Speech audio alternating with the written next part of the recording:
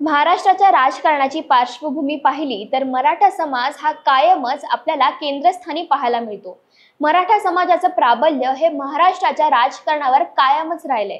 मात्र मधल्या काळात काही प्रमाणात मराठा समाज हा राजकीय दृष्ट्या मागे पडला खरा। मात्र वर्तमानात पाहिलं तर मनोज जरांगे पाटील यांनी उभं केलेलं आंदोलन आणि त्यातून एकत्र झालेल्या मराठा समाजानं पुन्हा आपली ताकद दाखवून दिली आहे।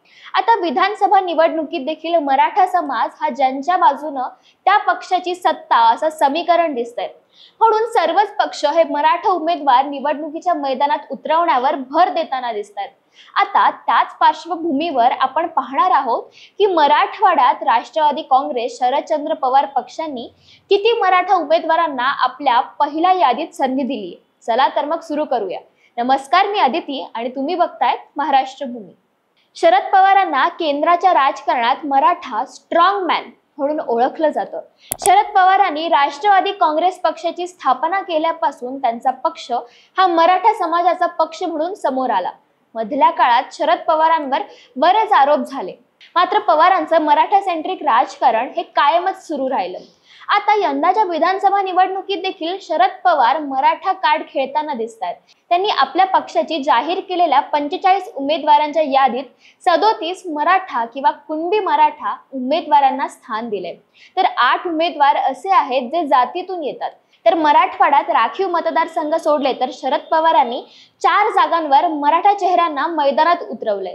या यादीत पहिलं नाव येतं ते म्हणजे घनसावंगी विधानसभा मतदारसंघातून राजेश टोपे यांचं। शरद पवारांच्या जवळच्या सहकाऱ्यांमध्ये राजेश टोपेंचं नाव घेतलं जातं। तसंच मराठवाड्यातल्या तालीवर मराठा घराण्यांमध्ये देखील त्यांची गिनती होते।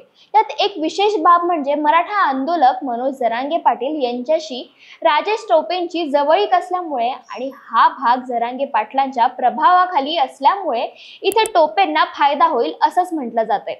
मात्र त्यांच्या विरोधात इथून शिवसेना शिंदे गटानं हिकमत उडान यांना उमेदवारी दिली आहे आणि त्यांनी देखील मराठा आंदोलनात सक्रिय सहभाग नोंदवल्यामुळे मराठा त्यांच्या बाजूने देखील जाण्याची शक्यता आहे। दुसरं नाव येतं ते म्हणजे अहमदपूर मतदारसंघातून विनायक पाटील यांचं। शरद पवार यांनी लातूरच्या अहमदपूर विधानसभा मतदारसंघातून विनायक पाटलांना निवडणुकीच्या मैदानात उतरवले, तर अहमदपूरचे विद्यमान आमदार राष्ट्रवादी काँग्रेस अजित पवार गटाचे बाबासाहेब पाटील हे देखील मराठा असल्यामुळे कुठेतरी या मतदारसंघात देखील मराठा विरुद्ध मराठा अशी लढत होणार आहे। त्यामध्ये मराठा समाज कोणाच्या पारड्यात आपली मतं टाकतो हे तर वेळ आल्यावरच कळेल। तसंच दुसऱ्या बाजूने मनोज जरांगे पाटलांनी जर इथे उमेदवार दिला तर मात्र स्थिती वेगळी असणार असंच दिसतंय। तिसरं नाव येतं जिंतूर सेलू मतदारसंघातून विजय भांबळे यांचं।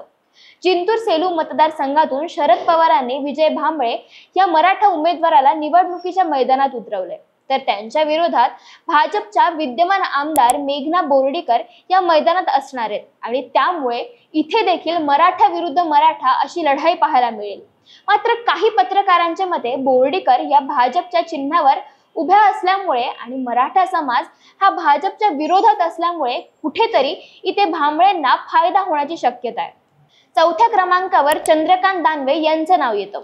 मराठा आरक्षणाच्या आंदोलनाचं केंद्रबिंदू असलेल्या जालना जिल्ह्यातल्या भोकरदन मतदारसंघात शरद पवारांनी मराठा चेहरा दिलाय, ते म्हणजे चंद्रकांत दानवे। तर त्यांच्या समोर भाजपचे ज्येष्ठ नेते रावसाहेब दानवेंचे पुत्र संतोष दानवे हे मैदानात असतील।